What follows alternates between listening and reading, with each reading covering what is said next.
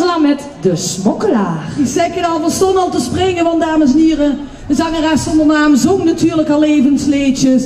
En als ze dan naar die teksten gaat luisteren, echt zo kan gerne ze niet maken. Maar ik vind ze in ieder geval geweldig. En ik hoop hier natuurlijk ook. Ja, zeker weten. Rap geleerd terug nog. De lach en de tranen Mars Mechelen, begin jaren 70. Zangeres zonder naam, samen met John Hughes, De Smokkelaar. En dan lekker schokkelen. Hij was een smokkelaar, die in de nacht steeds weer zijn smokkelwaar de grens overbracht.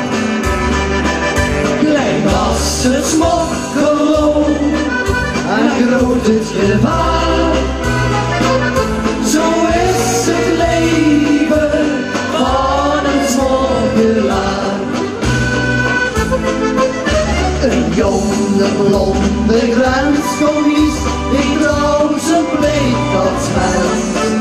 Straks trouwde hij met Annelies, de liefste van de grens. Toch was er nog een groot bezwaar, hij heeft het nooit gekend.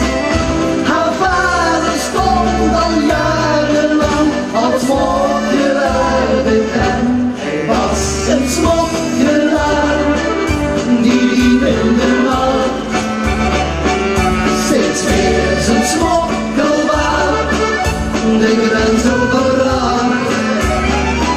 Klein was het smokkelloon en groot het gevaar.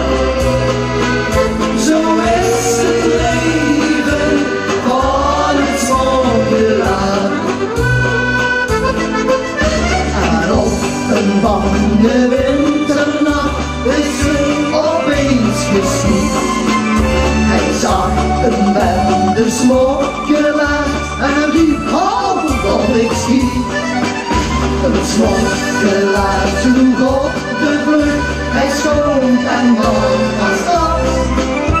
Zwaar gewond lag op de grond, de vader van zijn stad.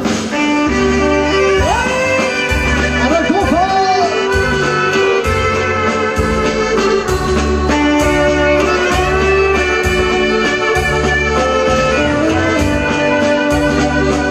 Klein was het smokkelloon en groot het gevaar. Zo is het leven van het smokkelaar.